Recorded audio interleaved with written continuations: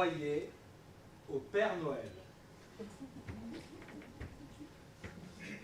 Moi, j'y croyais, jusqu'à l'âge de 4 ans.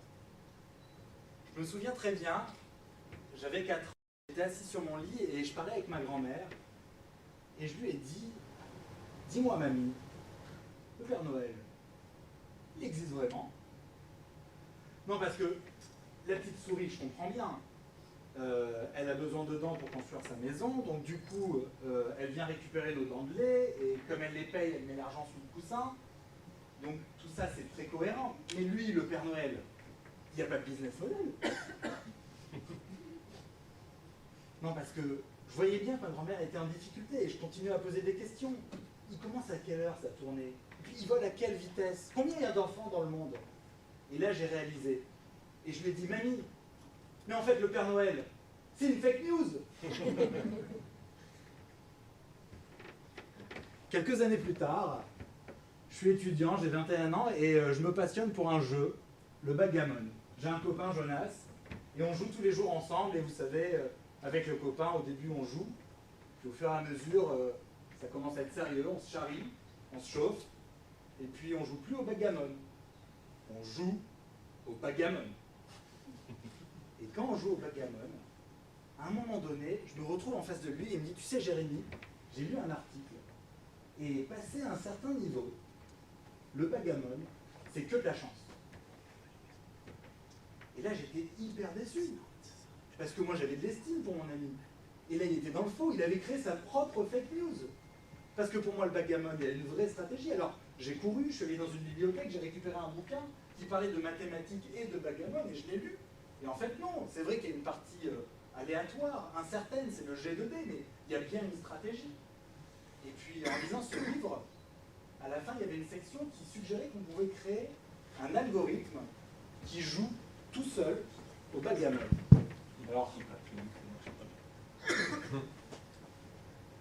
je crois savoir pourquoi. C'est parce que je n'y croyais pas. Vous m'entendez là ou pas? Ça sera mieux. Très bien. Et donc, je suis en train de lire mon bouquin. Il y a une section à la fin qui parle de machine learning. Le machine learning, c'est la possibilité de créer une intelligence artificielle qui va réaliser un automate, un algorithme qui joue au backgammon. Et donc, je code et je crée cette intelligence artificielle, mais il y a une particularité, c'est que le machine learning, on n'explique pas toutes les règles, parce que c'est trop compliqué. Dans le machine learning, on donne que des exemples. Donc j'ai pris des exemples de parties et je les donnais à l'algorithme. Puis au bout d'un moment, l'algorithme a commencé à comprendre les règles, donc je lui ai proposé de jouer avec lui-même pour s'améliorer. Puis à la fin, le backgammon, l'algorithme, il jouait vraiment contre moi. Et moi, j'étais hyper fier parce que j'avais été capable, un instant, de transférer mon intelligence vers une intelligence artificielle. Pour moi, c'était la preuve ultime qu'au backgammon, il y a bien une partie qui n'est pas incertaine, une partie qui est intelligente, puisqu'un robot était capable de jouer au backgammon. Pour moi, les mathématiques, c'est comme un certificat anti-foutage de gueule. Quand j'ai un problème et que je ne sais pas si c'est vrai ou si c'est faux, eh ben, j'essaie de résoudre cette question-là. Et du coup, j'ai une meilleure appréciation du vrai et du faux. Et je me suis aperçu que j'aimais résoudre ces problèmes. Quelques années plus tard, je me retrouve à New York et à la rencontre, je tombe sur un monsieur qui en fait est une sommité. C'est un trader très très influent, très très performant. Et je lui parle et je me souviens de lui. Il avait un peu le look du Père Noël, il était grand, il était gros. Et je lui ai dit, Jim, c'est quoi ton métier? Et là, il m'explique, il me dit, Jérémy, mon métier, c'est de faire de l'intelligence artificielle appliquée au marché boursier. Alors moi, du coup, j'étais hyper intrigué parce que je m'intéressais à l'intelligence artificielle et je lui ai demandé, mais Jim, à quoi ça sert d'utiliser l'intelligence artificielle dans les marchés boursiers? Alors là, il m'a dit une phrase extraordinaire, il m'a dit, Jérémy, l'intelligence artificielle, c'est la garantie qu'il n'y aura plus jamais aucun krach boursier. Bah, du coup, je l'ai cru. Et j'ai bossé dans la finance. Et j'ai fait de l'intelligence artificielle appliquée au marché boursier. En 2008. À New York. Chez Lehman Brothers. Et du coup, à un moment donné, j'ai senti qu'il y avait un truc un peu compliqué, alors j'ai quitté mon job et ils ont coulé. Parce qu'en réalité, ils n'ont jamais été capables de se remettre de mon départ. Mais pour moi, cette histoire d'intelligence artificielle qui serait capable de garantir le fait qu'il n'y aurait plus jamais aucun krach boursier, c'était une fake news, mais c'était une fake news de trop, c'était la dernière des fake news. C'était impossible pour moi de supporter un truc pareil. Alors je me suis dit que désormais, en rentrant en France, j'allais créer une société. Et que cette société, elle n'aurait qu'un seul but, c'est d'être capable d'expliquer à ses clients qu'est-ce qui est vrai, qu'est-ce qui est faux, de discerner le vrai du faux et de plus jamais se faire manipuler. Et bien je peux vous assurer qu'il y a du boulot. Parce qu'en entreprise, faire la distinction entre le vrai et le faux, c'est pas facile. On en voit de toutes les couleurs. Entre ceux qui sont persuadés que l'intelligence artificielle va tuer l'humanité, et d'un autre côté, ceux qui sont persuadés que l'intelligence artificielle fait des miracles, c'est très compliqué de leur dire ça c'est possible, ça c'est pas possible. Ça vous l'avez lu mais vous l'avez pas compris, mais ça c'est vrai, on peut le faire tout de suite. Et des choses fausses sur l'intelligence artificielle, on peut en lire partout.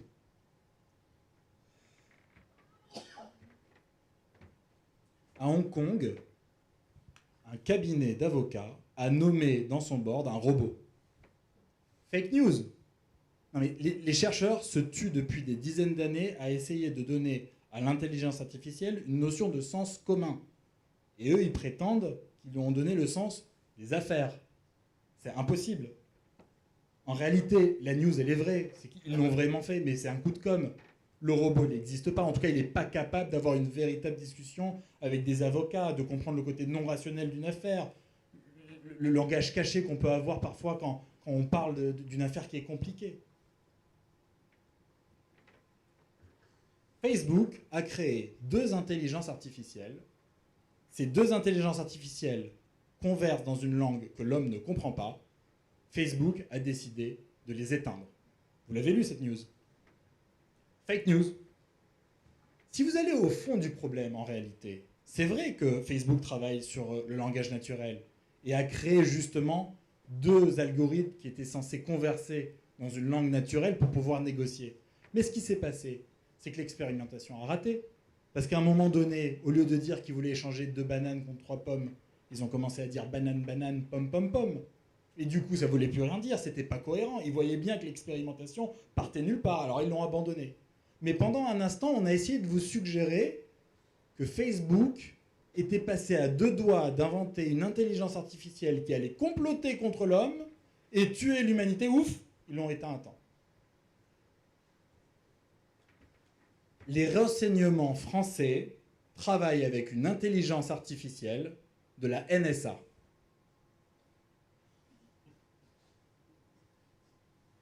Eh ben non, ça c'est vrai. En fait, c'est vrai, et c'est un peu flippant, parce qu'on se dit quand même, il y a peut-être un sujet de conflit d'intérêts, parce que si pour travailler sur la lutte contre l'antiterrorisme, qui est un vrai sujet, on est obligé de passer par des algorithmes qui ne nous appartiennent pas, bah, comment on est capable de justifier ça auprès des Français? C'est leurs données. Comment on est capable de protéger leurs données personnelles? Puis il y a un sujet de souveraineté, de dépendance algorithmique. Est-ce qu'on a vraiment envie de dépendre de quelqu'un pour notre lutte antiterroriste? Est-ce qu'on n'est pas capable nous-mêmes de créer notre propre intelligence artificielle? Ça, c'est un vrai sujet.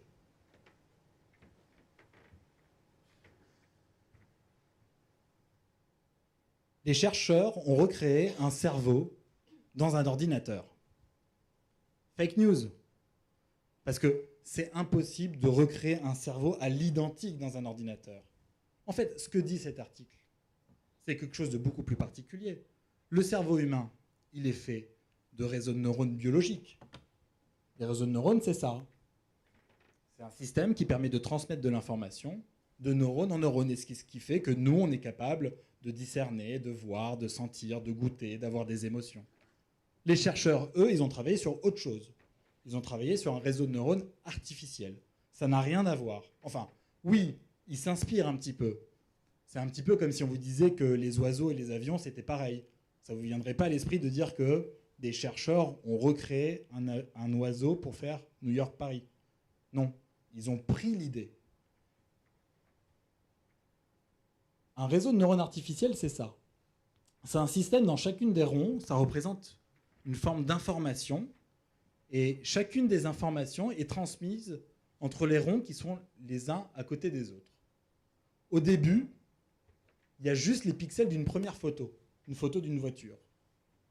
Et au fur et à mesure, par un système de couches, l'intelligence artificielle va être capable de comprendre de quelle voiture on parle. La branche aujourd'hui des réseaux de neurones qui donne le plus de résultats et qui donne lieu à le plus de recherches, ça s'appelle l'apprentissage profond, le deep learning. Dans le deep learning, les réseaux de neurones artificiels ont la possibilité d'être organisés en couches. C'est-à-dire que les tout premiers, ils voient l'image entière, mais les deuxièmes ne sont au courant de l'image que par l'intermédiaire de ce que leur en disent les premiers. Et les derniers, eux, ne savent que ce qu'ont dit tous les précédents au sujet de l'image. Et là où l'intelligence artificielle va se créer, c'est que la première couche va être capable de détecter une notion de bordure, de contour, de périmètre. Puis la deuxième catégorie de couches va être capable de créer une notion de forme, de rond, de carré, de surface. Et puis la couche la plus noble, la plus élevée, est capable de reconnaître des véritables voitures, jusqu'à être capable de prédire, de classifier et de dire quelle voiture est associée à quelle marque. Voilà. Ça, c'est véritablement ce que l'intelligence artificielle est capable de faire aujourd'hui. On lui donne une photo, et l'intelligence artificielle va décrire ce qu'il y a dans la photo. Une femme habillée en blanc, avec une robe, une raquette de tennis, sur un fond vert, avec deux personnes qui sont derrière. Ce qui est vrai et ce qui est faux, c'est hyper important. C'est quelque chose de très sérieux parce qu'aujourd'hui, on a le sentiment qu'on peut entendre beaucoup de choses sur l'intelligence artificielle, mais ces choses, on n'est pas toujours sûr qu'elles sont vraies. Alors qu'en réalité, il y a des choses qui sont très belles et qui sont déjà réalisées grâce à l'intelligence artificielle et qui sont peut-être un peu moins célèbres. Et c'est ces choses-là que je vais vous raconter. J'ai une amie qui est médecin. Alors vous savez, on dit l'intelligence artificielle va remplacer les médecins. Fake news. Par contre, l'intelligence artificielle va aider les médecins. Cette amie, elle a bac plus 15 parce qu'elle est à la fois médecin et chercheur en biologie. Et elle travaille sur un médicament qui a vocation à donner et à rendre la fertilité aux femmes qui ont subi une chimiothérapie. C'est un sujet très sérieux. Et dans ses études, elle teste le médicament sur des souris. Et pour mesurer l'impact du médicament, elle mesure dans les ovaires de souris le nombre de cellules, de follicules. Est-ce que vous savez combien il y a de cellules dans des ovaires de souris? Et est-ce que vous savez combien il y a d'ovaires dans une souris? Non, ça vous savez normalement. Mais est-ce que vous savez combien il faut étudier de souris pour être capable de tester le médicament? Ben, figurez-vous que Charlotte, elle va passer 200 jours à ne faire qu'exclusivement compter des follicules de souris dans des coupes d'ovaires. Pendant 200 jours, elle va faire 1, 2, 3, 4, 5. Elle va remplir le nombre de follicules qu'elle a vus dans la première ligne. Puis elle va faire ça sur la deuxième ligne, pendant 200 jours, alors qu'elle a un bac plus 15 et qu'elle est médecin. Alors elle est venue me voir, elle m'a dit « Jérémy, j'ai un problème. » Chouette, moi j'aime bien les problèmes. Elle m'a expliqué ce problème de comptage et je lui ai dit « Ben viens, on va bosser ensemble sur la construction d'une intelligence artificielle qui va être capable de compter les cellules. » Alors au début, la première version n'était pas top, elle ne retrouvait pas les mêmes résultats, puis on s'est inspiré du travail que faisait Charlotte, et puis à force de travail, aujourd'hui on a été capable de créer une intelligence artificielle qui compte les cellules. Elle est passée de 200 jours de travail à 10 minutes. Ça veut dire qu'aujourd'hui, Charlotte, elle envisage de publier son résultat, de le communiquer, d'aller rencontrer des chercheurs, d'aller à des conférences, mais encore plus, elle envisage de tester 10 autres médicaments pour aller 10 fois plus vite dans sa recherche médicale. Voilà, ça c'est un exemple concret de ce que l'intelligence artificielle est capable d'apporter aux médecins. Ça c'est du vrai. On dit souvent que l'intelligence artificielle est capable de remplacer les métiers, va créer un jour un robot tueur, un Terminator. Alors, ça, c'est pas pour tout de suite. Ça, c'est fake news. Il n'y a pas de robots tueurs, de robots bûcherons, de robots pompiers. Il y a un an, j'ai rencontré le lieutenant-colonel de la brigade des sapeurs-pompiers de Paris. Il m'a expliqué qu'il avait un problème. Chouette. Moi, j'aime bien les problèmes. Il m'a expliqué qu'il a un système de camions, mais comme il est dans une situation de restriction budgétaire, il ne peut pas mettre 100% du matériel dans chacun des camions. Donc il y a des camions qui ont tout le matériel et il y a des camions qui sont un peu incomplets. Ce qui en soi n'est pas très grave, parce que quand il y a une intervention, il envoie toujours le camion qui est complet. Mais parfois, il y a des situations où il y a plusieurs interventions et plusieurs urgences au même moment. Et là, du coup, ça devient dangereux, parce que peut-être qu'il ne va pas envoyer le bon matériel sur la bonne intervention et qu'il y a des vies qui sont en jeu. Alors, on a travaillé ensemble, et au bout de plusieurs mois, on a été capable de créer une intelligence artificielle qui, en fonction des informations qu'il a, le type d'appel, le type d'intervention, le type de distance, les mots-clés qui sont intervenus, il sait à l'avance quel type de matériel il est censé utiliser. Et comme ça, il n'est pas dans une situation où il peut envoyer un camion incomplet sur une intervention qui est très urgente. Ça, c'est très concret. Ça peut sauver des vies. Puis en plus, le lieutenant-colonel, il a compris quelque chose. Il a compris que les maths, c'était un certificat anti-foutage de gueule. Du coup, il est allé avec notre algorithme, il a expliqué qu'il n'avait pas assez de moyens. Il a eu plus de moyens pour acheter plus de matériel parce qu'il en avait la preuve mathématique. On parle aussi de l'intelligence artificielle qui va créer des cyborgs. Fake news. Il n'y a pas de transhumanisme, de mort de la mort, des robots, tout ça. Ça ne va pas arriver tout de suite, l'homme bionique, ce n'est pas pour maintenant. Par contre, il y a des vraies réalisations concrètes. On travaille depuis un peu plus d'1 an avec l'équipe de scénologie des hôpitaux de Strasbourg. Et ils sont venus me voir en me disant qu'ils avaient un problème. Ouais, j'aime bien les problèmes. Ils m'ont expliqué que après une opération du sein, les femmes qui avaient donc un cancer du sein ont un risque très important de contracter un lymphœdème. Alors moi, je ne savais pas ce que c'était à l'époque un lymphœdème. Un lymphœdème, c'est un épaississement du bras, mais c'est un épaississement qui ne revient jamais à la normale. Donc en fait, c'est très inesthétique et dans un cadre de thérapie globale et du choc lié à la maladie, d'avoir en plus apporté quelque chose d'inesthétique, c'est compliqué pour ces patientes-là. Donc on a travaillé avec eux et on a créé un manchon connecté. Un manchon, c'est comme un brassard qu'on enfile entre le bras et qui monte jusqu'à l'épaule. On a appelé ça lymphométrie. Et le manchon, il mesure en temps réel la circonférence du bras en plusieurs endroits. Et comme le manchon, il est connecté à son téléphone, et que sur son téléphone, on peut savoir si elle est en train de se déplacer, si elle est en train de faire du sport, si elle est en train de faire autre chose. Du coup, le médecin, il est capable de dire, toi, quand tu fais du tennis, tu as une bonne régulation de la lymphe, donc du coup, ça ne te provoque pas un lymphodème. Inversement, quand tu fais de l'ordinateur et que tu restes collé à ton clavier pendant des heures, la lymphe circule mal et il y a un risque de lymphodème. Ça, c'est du concret, ça, c'est du vrai, parce qu'aujourd'hui, c'est un prototype, mais on est en cours d'industrialisation, on va le faire valider par des laboratoires, et demain, on vendra effectivement des lymphomètres qui seront portés par des personnes qui, désormais, n'auront plus le problème du côté inesthétique du lymphodème. Voilà, ça, c'est vrai, et c'est ce que l'intelligence artificielle est capable de faire. Alors, j'ai un dernier exemple. Je ne sais pas si j'ai le temps pour le dernier exemple. Alors, je fais le dernier exemple. Vous savez, aujourd'hui, il y a une branche de l'économie qui est hyper importante, ça s'appelle la qualité client, le service client. C'est le fait qu'on s'assure que vous soyez content que vous achetez quelque chose. Aujourd'hui, quand vous achetez sur un site de e-commerce et que vous tapez quelque chose dans la fenêtre, il y a quelqu'un qui va vous répondre à quelle heure arrive votre colis, s'il est perdu, où est-ce qu'il est, s'il a la bonne taille, s'il en reste, ce genre de choses. En réalité, ces gens qui vous répondent, ils sont dans un lieu qui s'appelle un centre de contact client. Ils sont tous devant des ordinateurs et ils répondent à votre chat pour répondre à vos questions. Et j'ai un de mes clients qui s'appelle Nathaniel et qui est venu me voir en me disant qu'il avait un problème. Son problème, il était un peu particulier, c'est que les gens qui étaient dans son centre de contact, ils étaient malheureux et en fait, ils émotionnaient très vite parce que le métier est hyper inintéressant, parce que les questions sont toujours les mêmes et les réponses sont toujours les mêmes, si bien qu'en fait, ils ne tapent pas vraiment. En fait, ils ont un dictionnaire de réponses toutes faites, ils connaissent par cœur la page et le numéro de la ligne, ils rentrent le numéro, ils tapent entrée et ils vivent comme ça. Et en fait, leur métier est tellement inintéressant que les gens restent pas longtemps et c'est toute une galère pour lui d'être capable de recruter les personnes pour faire ce métier-là. Alors du coup, on a travaillé avec lui et on s'est aperçu qu'en réalité, il y avait 99% des conversations qui étaient automatisables, sur lesquelles on pouvait mettre une intelligence artificielle, mais cette intelligence artificielle avait la capacité de comprendre lorsque la conversation était trop compliquée, elle devait faire appel à un humain. Et du coup, les personnes qui travaillent étaient beaucoup plus intéressées, beaucoup plus motivées, et ça fait monter en flèche le chiffre d'affaires de ce client-là. Et ça, c'est une vraie réalisation de l'intelligence artificielle. C'est vraiment du concret.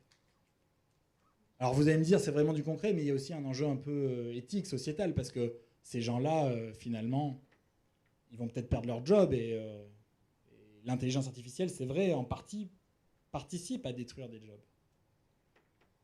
Et ce qui est vraiment très important, c'est que pour être sûr de savoir si on fait des bons choix ou des mauvais choix avec l'intelligence artificielle, le plus important, c'est de distinguer le vrai du faux.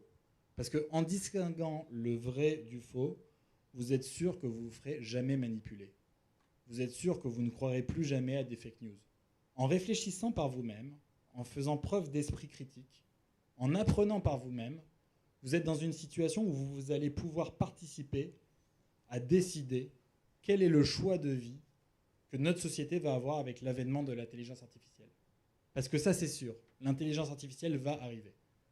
Et quand elle va arriver, il vaut mieux savoir comment on veut l'employer, plutôt que d'être obligé d'être manipulé par des gens qui seraient mal intentionnés. Alors je repense à cette discussion que j'ai eue avec ma grand-mère quand j'avais 4 ans. Et quand je lui disais que je ne croyais pas au Père Noël. Et aujourd'hui, j'y réfléchis et je me dis, une intelligence artificielle qui vous livre en 24 heures en bas de chez vous, qui connaît l'historique de tous vos achats, qui sait que si vous avez aimé tel produit, vous aimerez tel produit, qui est capable de livrer toute la France, tous les enfants en France en moins de 24 heures, le soir du 24 novembre, le 24 décembre. Ça existe en fait.